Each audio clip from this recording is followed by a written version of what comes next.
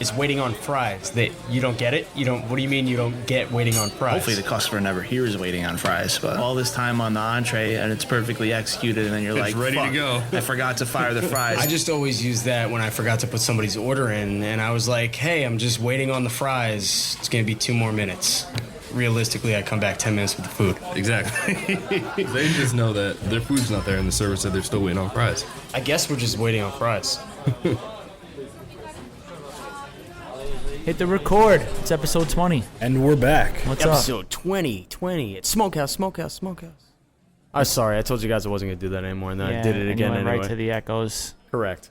That's what we got. Old habits die hard, I understand. So what's good? How was your week? Justin, you were just telling us, though, about what has to happen here. Like, new things are happening again. There's no end every single week to, like, the new policies and stipulations that we have to do out here just to, like, maintain a restaurant and be safe. What's new today? You were just telling me about it. Oh, with the interviews. Yeah. New procedures. We'll get into that. Processes and procedures. You know, we can circle back, I guess. Or not, we could just go right into it. Yeah, let's hit that gas pedal. While it's fresh in your mind. You know, I'm noticing now, since we could never get off the COVID topic, every week I come in thinking we're going to talk about something cool and fresh and not dealing with COVID, but then we just talk about coronavirus over and over and over again. Anyways, so I'm noticing now we brought back, as all the staff that's going to come back seemingly is back. And now we need to hire some new staff.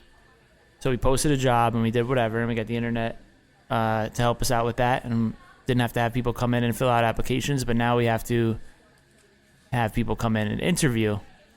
How many interviews do you got set up? So we have about 7 or 8 this week. I think 4 or 5 on Monday, a couple on Tuesday, whatever, between drivers, servers, aspiring bartenders. Although the bartenders are coming in. Well, I say aspiring because our bar's still closed. So even as a bartender, if you're applying for a bartender and we hire you as a bartender, you're really kind of a server. You're a server until we open the bar, which sure, but like that's everywhere. That's not new that's to anybody at the end of the day. This is what we're now doing as bartenders. We are now servers and also all hands on deck. That's it. So the weird part is, number one, I haven't interviewed someone in 2 years, maybe. How weird does that feel? It's gonna be weird. There's gonna be a new person I have to talk to about possibly working at the restaurant, and that's definitely gonna be weird. And usually, I mean, that's pretty good for us, so we don't have the turnaround where people leave that frequently. And also, when we closed New Rochelle, that added a bunch of staff that filled in some spots, so we didn't need to bring outside staff. So all that being said, interviews haven't happened in close to 2 years, and now the bunch are going to happen this week. I remember back when I was working here, interviewing people was like a constant process. There would be like never a day in a week where we didn't have an interview for some position. We've interviewed back of house, but front of house has been pretty solid. Okay. Yeah. But still, for you not to have an interview in 2 years? So you're rusty going into an interview at the end of the day as the interviewer. Like, do you like mac and cheese? Yeah, it reminds me brisket in it? When Paul was talking about it in the episode with Paul from PAX, and he was talking about interviewing people. He's like, I don't even know what I'm doing. What is it? Are we out to dinner? Like, what's happening? So signs of a good place too are the fact that you don't interview a lot, right? You retain staff, you hold on to them, and anytime you go in somewhere where people have been working there for years, it's for a reason. Yep, for sure. And we're only looking for one server / bartender and one delivery driver. So it's not like we have a whole roster to fill at this point. We did just sign the lease at New Rochelle though, so that's going to open up. So you will have a roster to fill pretty soon. Yeah, we will have a roster to fill, a big roster to fill in the next 3 or 4 months. But for now, we got two positions we need to fill up. So that'll be interesting. But what I'm noticing is now I've realized that I have a bunch of people that we've invited into the restaurant that's supposed to be limited capacity and limited exposure. And so now there's all these new steps to the interview process. So I'm thinking, what do I have to do when these people come in even the interview, like the normal questions I'm just going to ask them before we do that? What do I have to do protective wise for the COVID environment? So I had to get all these questionnaires ready and make sure that they're wearing a mask and make sure that they are comfortable with getting their temperature taken. And at first I'm saying, okay, this is just a safety protocol that we're going to have to do as we introduce people to come in for an interview. But it's also, like I realized, a good test of how well you follow rules. Yeah, and all now that. it's part of the interview, right? Yeah. Because if someone comes in without a mask, okay, you weren't prepared. if someone's complaining about the mask the whole time. I don't want to deal with that. We're gonna keep the masks on the whole interview today, not because you have to, just want to see how you. But I want to see how it goes, because if you can't hold it during the interview, you're not going to be able to hold it during service. And again, going back to whether or not I believe that's an effective thing, that's a side table discussion. Yeah. The discussion is we don't have a choice. That's the way we have to operate right now, whether you believe in it or not. You just got to follow the rules. Yeah. So I can see somebody going back and talking to their significant other and being like, I don't think we're going to work there. You made me wear a mask the whole time we had a Well, that's fine, had an interview. right? Because if you can't deal with it. Yeah, and like we always say, the interview is as much for the employer to see how the employee is as for the employee to see what type of environment they're going to be working in. Totally. We take everybody's temperature right now if you come into work. So if you can't take your temperature when you get an interview, right? So it's that kind of thing. So that'll be the pre-interview interview just to see how you interact with dealing with all these rules and regulations and stuff like that. And then we're going to get back into an interview, which I have to remember what to do on because I haven't done one in so long. Didn't you used to have like 3 random questions that you asked people to get a gauge of like what type of person they are? Yeah, like if you were a shoe, what kind of shoe would you be? Yeah, I like those questions. What kind of answer do you want in I don't that know. question? I don't have there's not a real answer to that. It's just like a bogey question. It's just out there just to see what just to people see how say. they Yeah, answer. Quick on your feet kind of thing. Yeah, okay. In which case you need a running shoe. That's yeah, okay. What were some of the best answers you got, if you remember? You know what? I don't remember. I can't remember one that stands out. I would be a Rockport. It has yeah. excellent value. It shows that you're matured past the age of needing to wear Nikes or whatever Okay. the hottest shoe is, and also it also shows that you believe in comfort. You know, Most people have some kind of cliche answer where they say something like, "I would be a sandal because I'm super chill," and like whatever. And It's like we don't want sandals. Or working someone here. would say, "I'd be a Nike running shoe because Just I'm do always it." on the move and I'm ready to go." You know, something like that. Yeah. do you find that there's a lot of people looking for jobs in this industry right now? As you've, through the question out there, hey, who's looking for a job? I need somebody to come in here. Are people willing to come back right now? Are you seeing a lot? It's a mixed bag, and I thought there'd be a lot of people, but there's really not. There's not a lot of experience out there. That's what I'm seeing. Okay, so that's the tricky part, and we'll see as we go. The week goes and the longer it goes. It's kind of a weird thing that happened at, what do you call it? A juncture or whatever you want to call what happened to the industry. I think a lot of people just left the industry because it's been so long.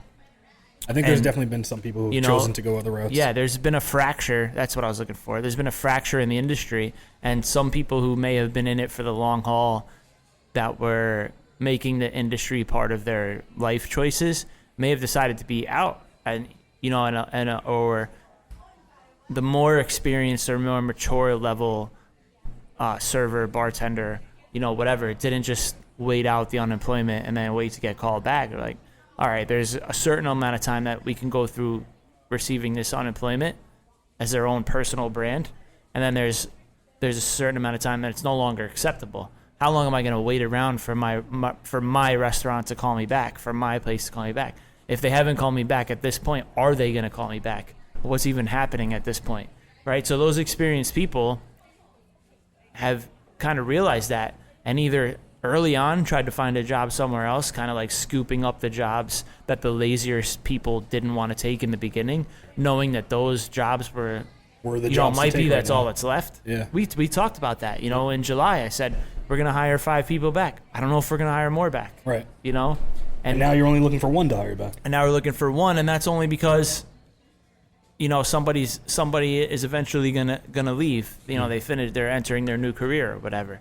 It's not all of a sudden these new spots opened up, like these new shifts opened up. It's a shift that needs to get taken. So the experienced people realize that, probably took the jobs in July a couple months ago that were there, and or left the industry and decided to start a new career and are no longer there. So you're finding, I don't want to say scrap heap because we'll find out. Nice. Yeah. We'll find out. The quality that's out there. But I do think it's a different group of people that's available than it was before.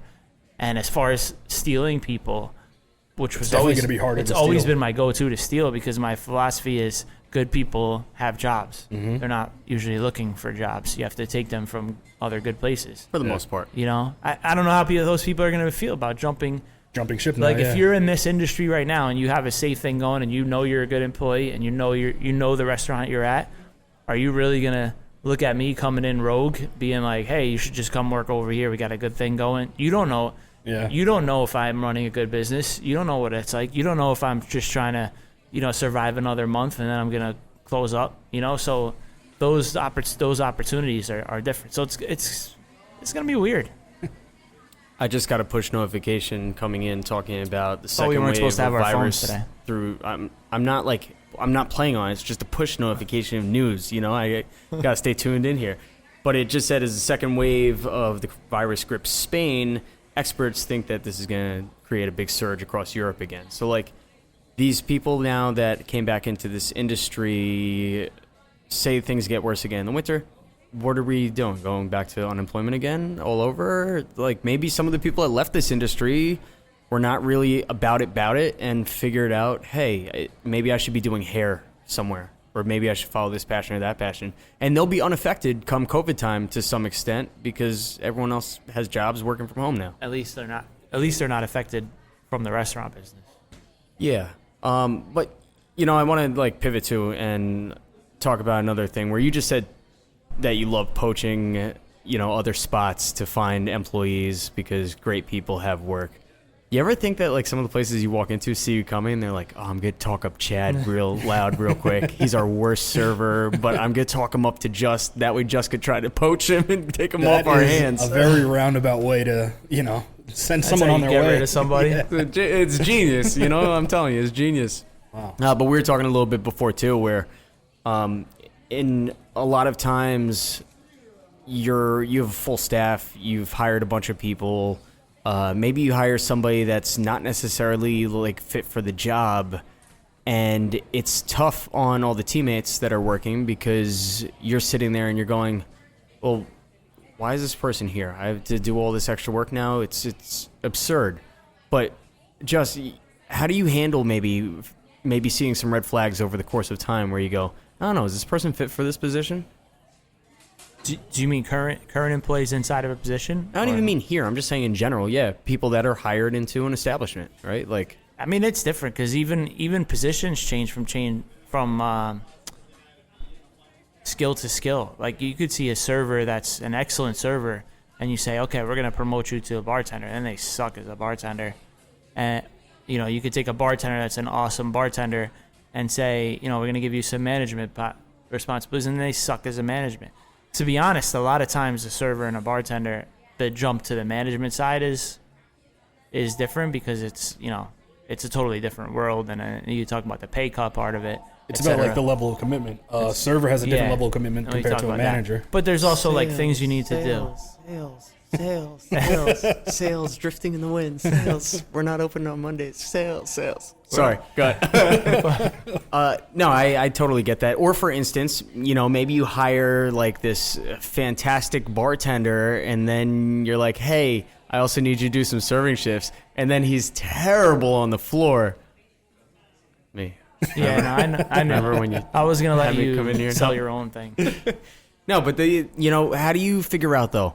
At the end of the day, you've hired somebody, you thought they were going to be good, you put them in, and then they don't really fit out for the job. Are you quick to cut your loss and just get them out of the door, or do you try to figure out, hey, can I put them in another role? No, I don't think it's fair to just cut it right away. I think what you have to do is take the person that you're speaking about, try to identify what exactly is their negative values, and try to see what are you not doing? What are you not able to do? What are you having trouble catching up with?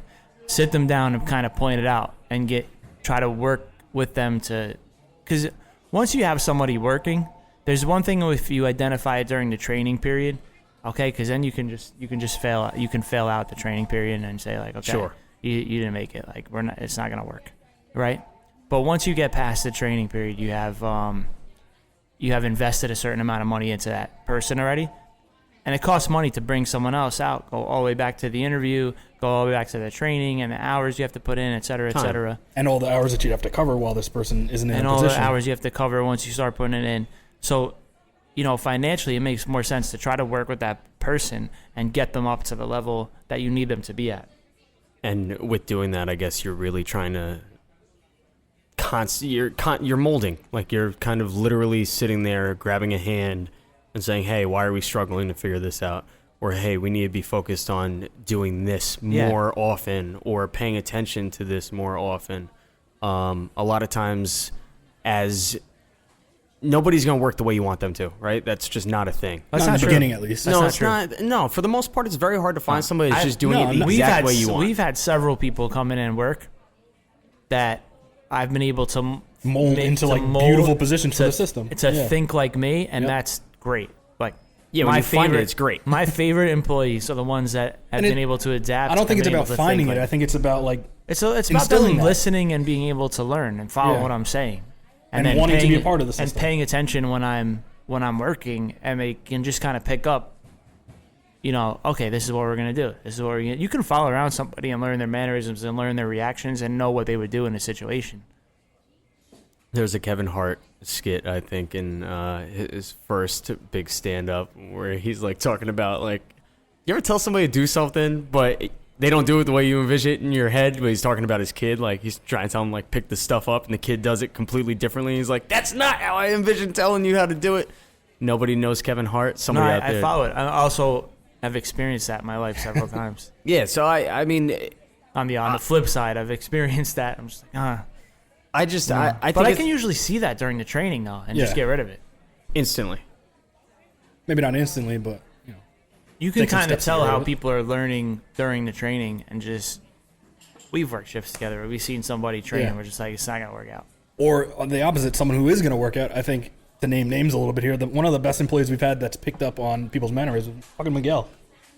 Yeah, that's true. He was, he was an okay employee when he got here. Never did anything wrong, but he's like you or Mike now when you guys aren't here. No, that's an accurate statement. Yeah, he's turned himself into a very valuable employee.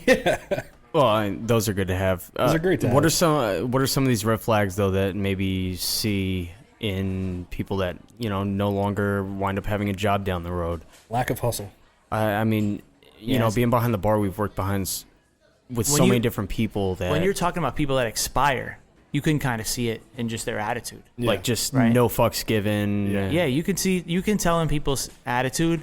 You can have a great employee. You can definitely have somebody expire, right?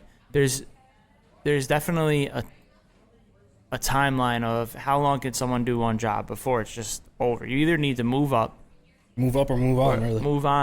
Move up or move on. Yes. That's exactly. And you can tell when somebody hit that point. And when they hit that point before you've decided that they're ready for something else, then that's a tough situation. Problematic, yeah. And then that's when it turns bad, because they can be a good employee. Yeah. Whereas if it's a bad employee, you have no problem, just saying we're going to let you go. Yeah. But if it's a good employee, you're like, okay, well, you're a good employee, but in the last 2 weeks or so, we've noticed your mood's changed. You're no longer the team player that you were. You're no longer engaged with what we're trying to do here. And at that point, you kind of have to look at it as maybe it's been like poor management for management to not have seen it sooner and tried to do something about it sooner. Well, it can happen quick. Yeah. But it is management's responsibility to realize why someone hasn't. You should have a certain expectation of how long someone is supposed to work a certain job before they are ready to learn a new skill or ready to implement something else. There should be an expectation. Yeah. And we've actually worked a lot on that of, when we hire somebody, are we hiring somebody to be a host forever? No, we want somebody to be a host.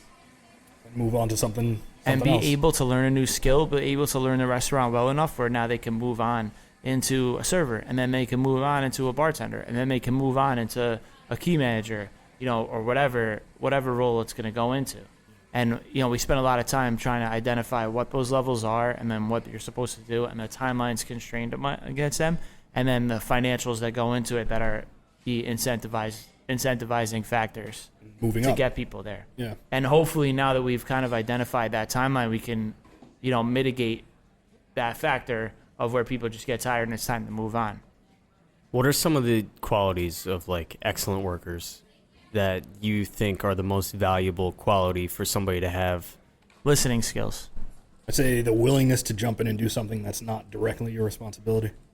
So almost like having a team mentality to some extent. Yeah, I mean, having a team mentality to all the responsibilities, so you're not like adverse to doing extra work if there's work that needs to be done. Yeah, and I agree with that, and especially right now in these times. Yeah, because there's certainly people who will be like, "Oh, that's not my job." Those aren't the people that you want on your team. I think those are never the people that you want on your team. It's not my job, not justifiably at least, right? But I certainly that's not my table. I hate that. Yeah, I was having a conversation with Can you somebody get table 3 of water? No, it's not my table. over the weekend, and Go get the fucking water. Yeah. they were saying like, "No, I'm a bartender though. Is a place hiring for a bartender?" I go, "Where have you been for the last 5 months? Nobody is just hiring a bartender. You have to be a multifaceted tool right now to be able to do everything, or you don't have a job in this industry." And I think that the people that are able to do this all without bitching and just being a team player are the ones that are actually making some money in these places, because the business is there, you're running with less staff, and you're being paid accordingly for it. So like, people are like, "What do you mean $50 an hour?" I'm like, well, I think a lot of places are kind of seeing these numbers, because you're running with 2 servers on a floor. They're running multiple tables that they wouldn't typically be running in the first place. And like, there's reward for that. You're sweating the entire time running around. That's it. That's just take it right now while it's here, and just be prepared for the wintertime when you have to pivot. You know how many people don't realize what you mean when you say $50 an hour, by the way? Because What? we talked about that last week, and I Yeah. had several people come in and be like, Yo, you guys pay $50 an You hour? guys pay $50 an hour?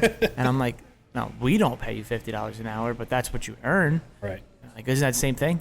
No, it's not the same thing. I pay you You wanna- $13 an hour. You want to break that down for people? Yeah, I'm like, I'm going to pay you $13 an hour. So all and over though, you're it's gonna- different too. I know. Well, that's why Right? we said, I said anywhere between 30 to 60. Yeah. Because that's the part that fluctuates. But so many people reached out and they're, "Oh, yeah, I want to work for you guys. You pay $60 an hour." I'm like, "Oh, Take like, Whoa. let me explain this to you.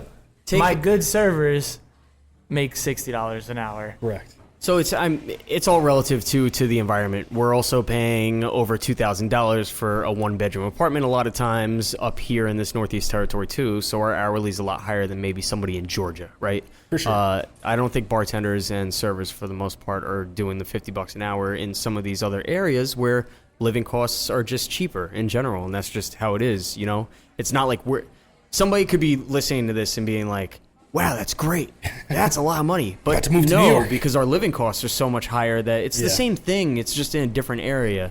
That's a part that gets me is why servers and bartenders. There's a lot of good ones. Okay, there's a lot of people in the industry who are able to provide good service and go through everything, the right way. There's a lot of bad ones too, but there's a lot of good ones who are able to do everything. But the real thing that separates from someone who is able to pull $35 to $40 an hour, and someone who's able to pull 40 and above, right? I'm just gonna say that there because I think if you're pulling 40 and above consistently, then that's pretty good. Yeah. All right, the 60 jumps, those are some pretty good weeks, but that's not something you consistently hold. Right. But the ones that are able to do that, I think, are the ones that realize that their income is directly correlated to what their sales are. Yep. Right? And I try to explain that all the time. So if you make more money, we make more money, everybody makes more money. Your income is directly correlated to what your sales are. So if you bring $1,000, expect to make about $150 to $200 on that night. Mm-hmm. Right? If you bring $2,000, double it. Like, well, what do you mean if I bring whatever? And I'm like, you kind of control that to some effect. Yeah. I mean, obviously, you can't It's up to the bring person whatever, what they're going to get. Yeah, but you can control, like, even a bad server is going to get 14% of their sales, right? Sure. Average out. Mm-hmm. And if you can figure out a way to increase your sales, isn't i.e. hard in like a lot of upselling situations. Yeah. or something like that, which is not, that's why I said listening skills, right? Because if you listen to what everybody's talking about at the table and everything they say about, and you know your restaurant well enough, it is so easy.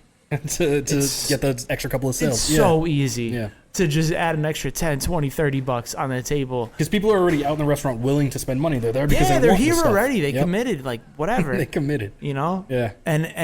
But that's the line. And there's so many that cannot upsell for their life. Cannot sell special for their life. And then there's some that just like, okay, we have a special today. Who's working? She's working? Okay. She's gonna sell it. We got to Yep. make more because she's going to sell. That is definitely true. I think also there's a lot of different characteristics and mentality for people that maybe are not able to sell I think to sell things, you have to be able to stand behind the product. Maybe they don't like meat. Maybe they don't like they should whatever know the the special product was too, on you know? Saturday. But in this industry, it's like, yeah, you're trying to sell the higher dollar amount plates to some extent.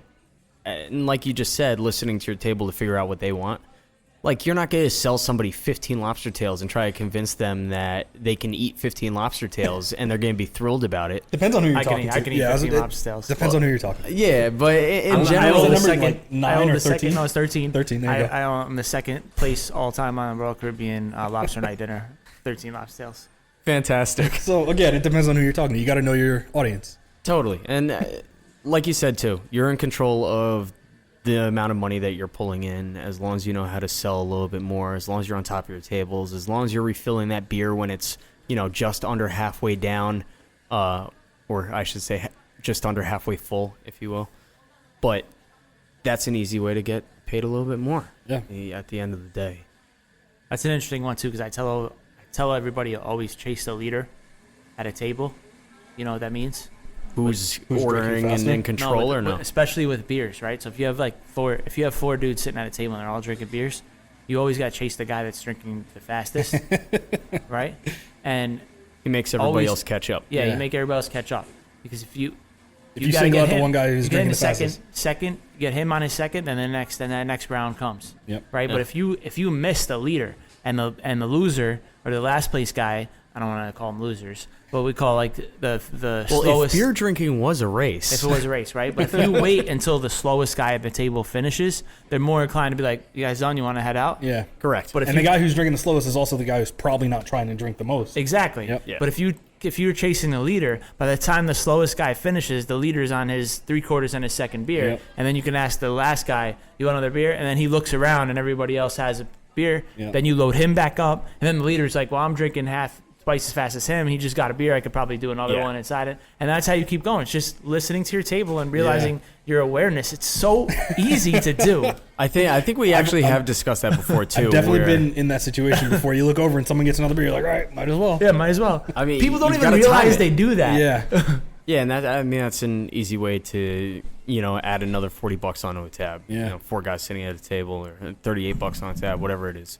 But what's that equate to in tips? $5. Boom. Another $5. Love it. Just another round of beer like that, and it just comes over, and you go pick it up at the service well station. You just walk it right back over, and that was just $5. Super easy. Love it. How do you explain this? How do you have to explain this to people? Like, you're supposed to just know this, being in this industry. At That's- the end Shouldn't of the have to day. explain Yeah, it. that's the difference between, like I said, between a low earner and a high earner, are picking up on those two things. At what point, though, in your being in this business cycle, does that just click and light bulb turn on? Or are there people that just never understand that, you think? I feel I like mean, there are it's- people that never understand. Yeah, for sure. It's terrible at the end of the day. How are you also positioning, though, to get a couple more sales on these tables then? I know we just discussed last week that we've got the rib rub coming out. We're going to put those on the tables The tailgate here. rub, yeah. Right? And can't wait for that to come in. Hasn't come in yet? No, I mean, any day now should come in. Well, whatever. So But those will be are sold as secondary. addition. Those Yeah. are secondary. Those sales really rely on your staff to sell, like stuff like that and That merchandise. and merch, yeah. And stuff like that. And I don't mean like they should say, "Hey, do you want to buy a bottle of tailgate rub, or do you want to buy a T-shirt?" No, but, But if you can see they're- if somebody enjoyed their pulled pork. They're like, you want to try this rub that we got? No, but the key is the server, and this is so important. And us as a company has to do a better job. Now we've identified that whole timeline I just talked about and all that stuff. It's so important is getting people in here who are able to make people fans of the restaurant, because you're not gonna buy a T-shirt unless you're a fan, Right. right? Like, I don't buy a Yankee shirt. I'm a Wait, fan. you're not a fan? No, I'm a Sox fan. So You I'm didn't- gonna buy you didn't Sox. know that? But whatever. Yeah. That's I just sports. don't acknowledge it. But they have such a good experience and really dig the place, and they come in and their server's awesome and they get everything they want, and the server knows the menu well enough to make sure, if, like we said, listen to the table and pick up if they said something at the table like, "Oh, I wish they had that," and you just know your menu well enough to like, we have it, it's just not like that. I can get it. And then there's another $7 I just added on the check because I was able to get an extra side or an extra appetizer or something like that, right? They had a great time. They dig the vibe. They dig the place, the whole thing. And you're walking out and you see a T-shirt on the wall. Like, no, I like this place. I want to buy a T-shirt. Yeah. So subconsciously, the service staff, while not even trying to sell a T-shirt, sells a T-shirt. An accidental coercion? Yeah. Yeah. Subconscious works. Accidental coercion. It's actually a sexy combination of words if you really It's just listen about to that. making people fans of the place. Creating rave you know? reviews. You want to know? Like, I go to like I'm wearing Kyle's. There you go. I'm wearing Kyle's T-shirt right now. Product placement. You know, it's just I like the place. I'm gonna buy a T-shirt. That's my new thing, by the way. My wardrobe. I'm buying T-shirts from restaurants that I like, and I'm not gonna buy shirts anywhere else except for the Only from restaurants. just restaurants. It's gonna be my whole wardrobe. I'm just gonna rock restaurant T-shirts. One, to support the industry.